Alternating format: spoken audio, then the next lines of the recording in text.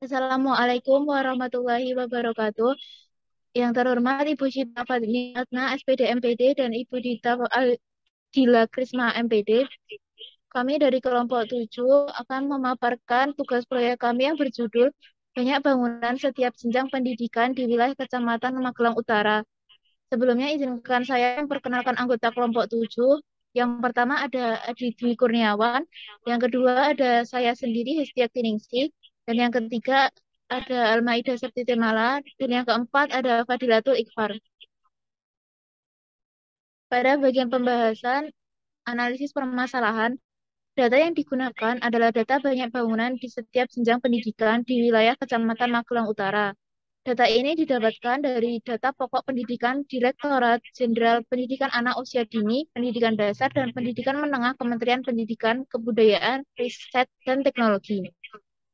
Untuk menjelaskan pada tabel, di mana TK adalah Taman Kanak-Kanak, KB adalah kelompok belajar, TPA adalah Taman Pendidikan Al-Quran, SPS adalah Satuan Paut Sejenis, PKBM adalah Pusat Kegiatan Belajar Masyarakat, SKB adalah Sanggar Kegiatan Belajar, SD adalah Sekolah Dasar, SMP adalah Sekolah Menengah Pertama, SMA adalah Sekolah Menengah Akhir, SMK adalah Sekolah Menengah Kejuruan, SLB yaitu Sekolah Luar Biasa. Data yang digunakan pada studi kasus ini adalah sampel yang termasuk data tunggal. Sampel sendiri adalah bagian dari populasi yang dipelajari dalam suatu penelitian dan hasilnya akan dianggap menjadi gambaran bagi populasi asalnya, tetapi bukan populasi itu sendiri. Sedangkan data tunggal adalah data yang disajikan secara sederhana dan data tersebut belum tersusun atau dikelompokkan ke dalam kelas-kelas interval. Berikut adalah ukuran-ukuran statistika yang dihitung. Yang pertama ada ukuran pemusatan data yaitu min. Min adalah nilai rata-rata dari beberapa buah data. Nilai min didapatkan dengan membagi jumlah data dengan banyaknya data.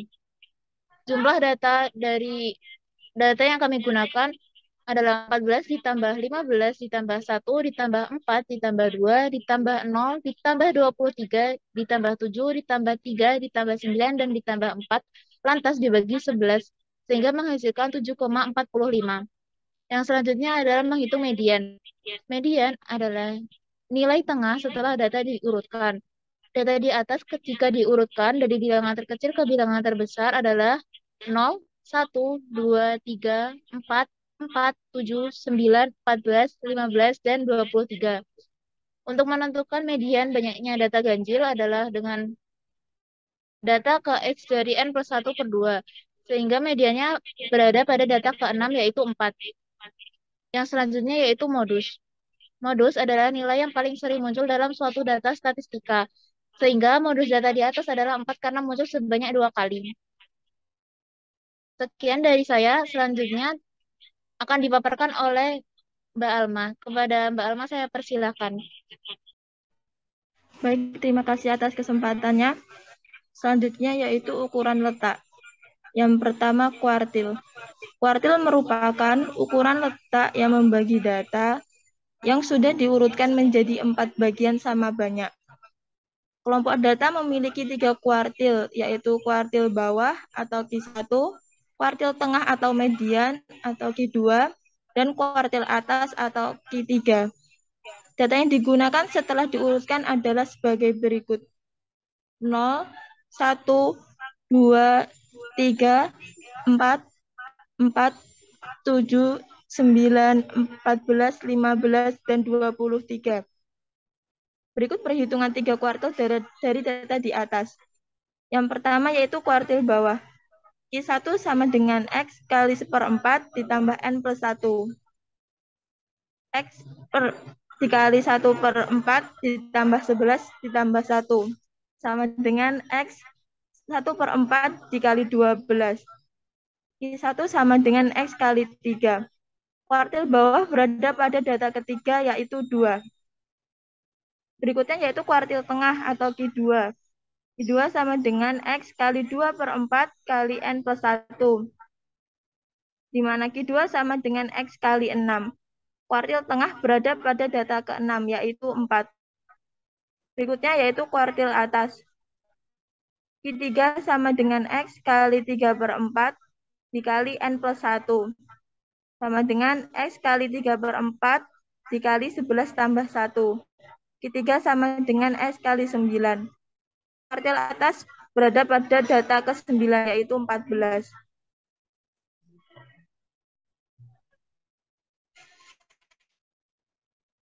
Rentang kuartil yaitu Q3 dikurangi Q1 sama dengan 14 dikurangi 2 yaitu 12.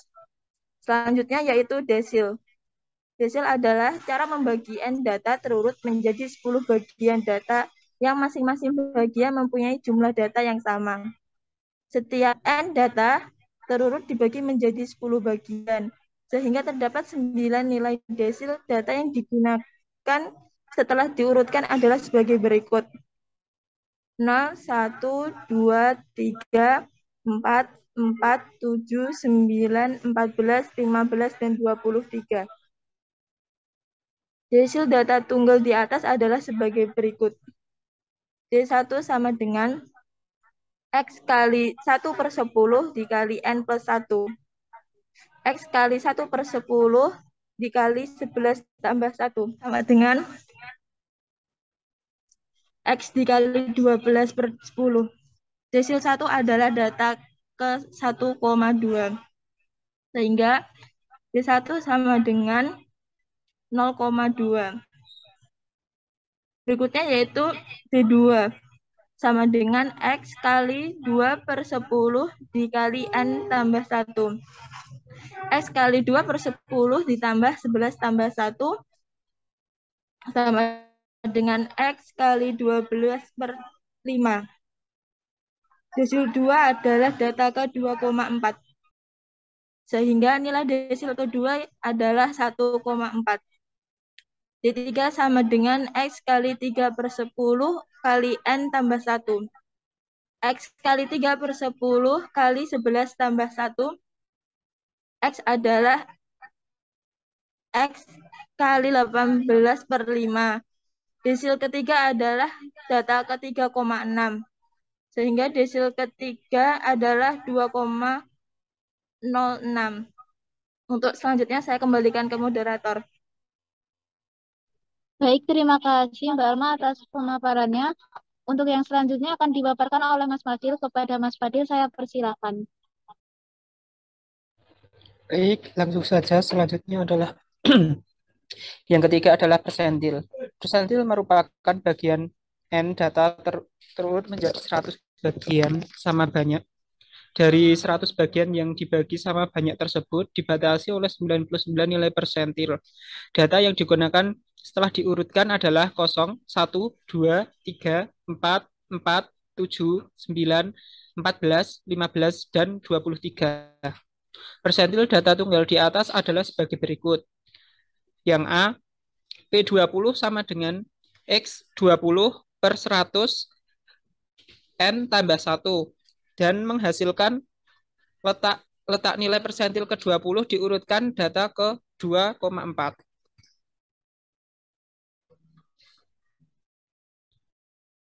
Selanjutnya P20 sama dengan X2 ditambah 0,4 dikali X3 min X2 dan menghasilkan 1,04. Jadi nilai persentil ke-20 adalah 1,04. Yang B adalah P30, persentil 30 sama dengan X30/100 dalam kurung N ditambah 1 dan menghasilkan X sama dengan 3, X 3,6. Letak nilai persentil ke-30 di urutan data ke-3,6. P30 sama dengan X3 plus 0,6 dikali X2 min X3 dan menghasilkan 2,04. Maaf, dan menghasilkan 2,06. Jadi nilai persentil ke-30 adalah 2,06. Yang C adalah P50 sama dengan X50/100 dikali N plus 1. Menghasilkan X6, letak nilai persentil ke-50 di urutan data ke-6. Jadi P50 sama dengan X6, di mana X6 itu sama dengan 4. Nilai persentil ke-50 adalah 4.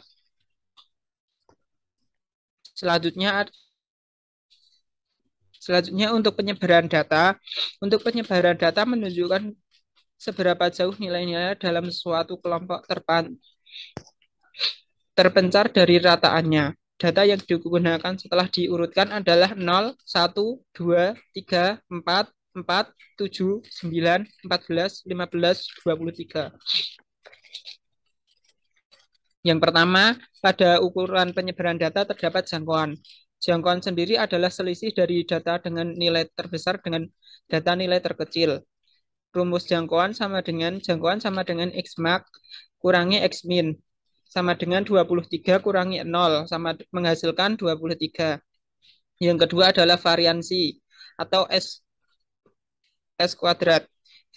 Variansi adalah rata-rata hitung dan kuadrat simpangan setiap pengamatan terhadap rata-rata hitungan. Data yang digunakan adalah sampel sehingga variansi disajikan dengan S kuadrat.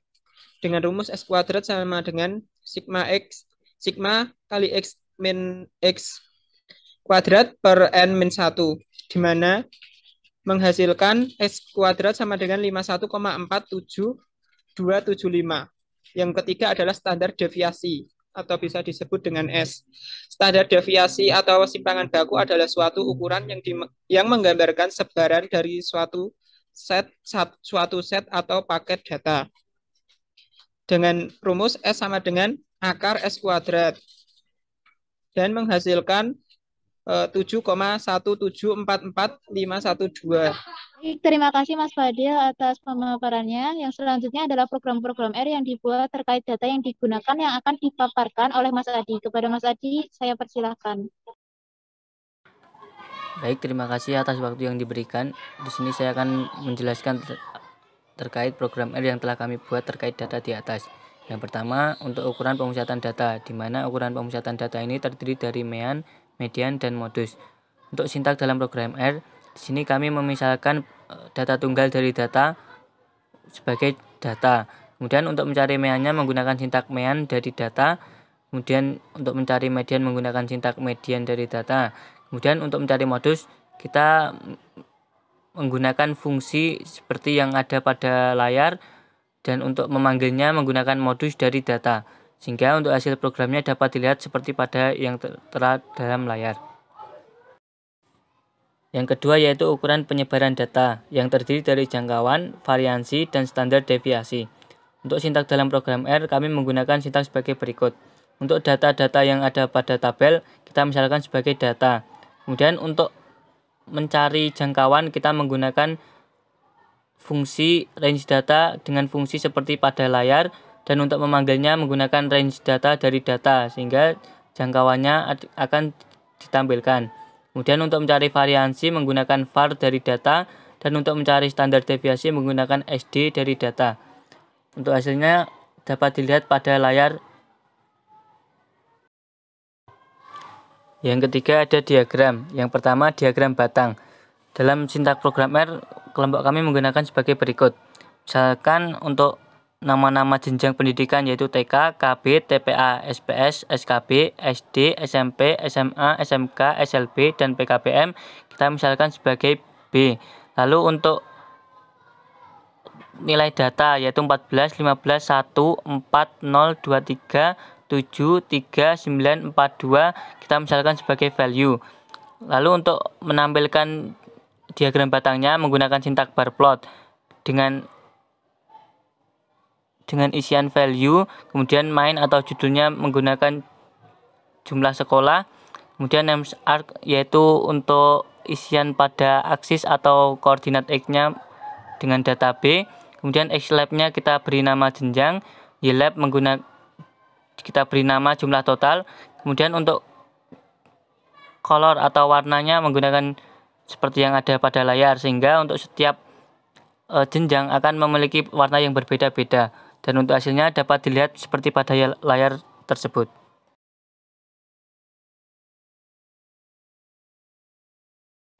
Yang kedua yaitu diagram lingkaran. Sintaksnya kelompok kami menggunakan sebagai berikut.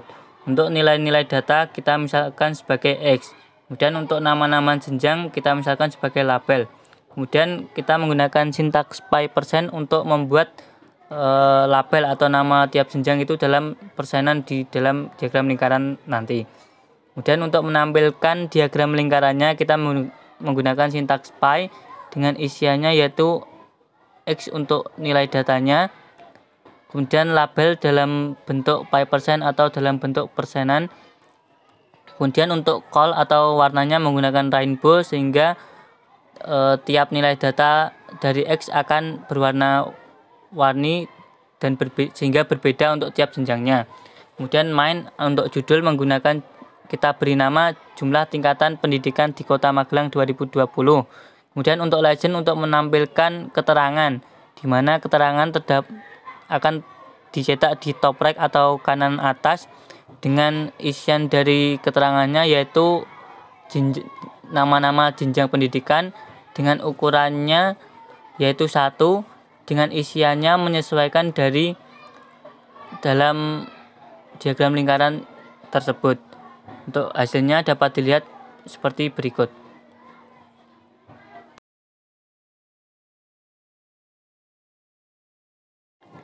Yang ketiga yaitu histogram. Kelompok kami menggunakan sintaks sebagai berikut. Untuk nama-nama tiap jenjang yaitu dari TK sampai PKBM kita misalkan sebagai B.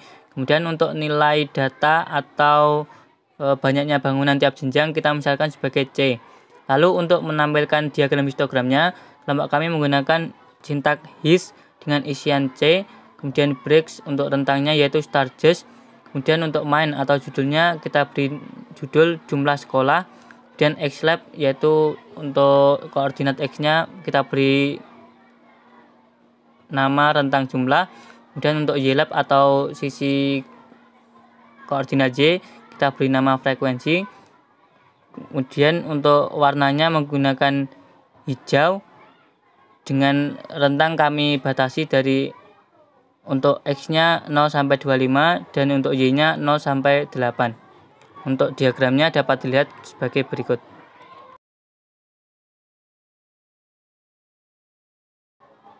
Yang keempat yaitu scatter plot. Namun sebelum masuk ke programnya, untuk scatter plot ini untuk koordinat X-nya harus berupa angka. Dikarenakan dalam kelompok kami berupa nama jenjang atau berupa nama, sehingga dalam hal ini kita misalkan nama-nama tersebut menjadi angka dari 1 sampai 11 yang mewakili tiap-tiap jenjang tersebut. Untuk sintaksnya kelompok kami menggunakan sintaks sebagai berikut. Untuk 1, 2, 3, 4, 5, 6, 7, 8, 9, 10, 11 kita misalkan sebagai X yang mana angka-angka ini akan mewakili nama-nama jenjang yang telah kita data di atas. Kemudian untuk keterangan yaitu 1 sama dengan TK sampai dengan yang ke-11 yaitu sama dengan SLB, kelompok kami misalkan sebagai Z. Kemudian untuk nilai-nilai data dari tiap jenjang dari 14 sampai 4 kita misalkan sebagai Y. Kemudian untuk menampilkan diagram atau scatter plotnya kelompok kami menggunakan sintaks plot dengan isian X, Y, di mana untuk koordinat X akan diisi oleh X dan untuk koordinat Y akan diisi oleh Y dengan tipe scatter plotnya yaitu O, sehingga akan dihasilkan scatter plot dengan terdapat garis penghubung dari tiap titik-titik tersebut. Kemudian untuk xlab kita beri nama jenjang, kemudian untuk ylab kita beri nama jumlah, dan untuk judul atau mainnya kita beri nama jumlah sekolah. Dengan batas kami batasi sebagai xlim-nya yaitu 0 sampai 12 dan untuk batas y yaitu ylim dengan 0 sampai 30. Kemudian untuk menampilkan keterangan dengan menggunakan legend yang kita letakkan pada top right atau kanan atas dengan isian dari keterangannya yaitu z yang mewakili keterangan angka dari koordinat x untuk sebagai nama jenjang. Kemudian untuk cek atau ukuran dari keterangannya yaitu 0,8 dengan warnanya yaitu hitam. Untuk hasil programnya dapat dilihat sebagai berikut.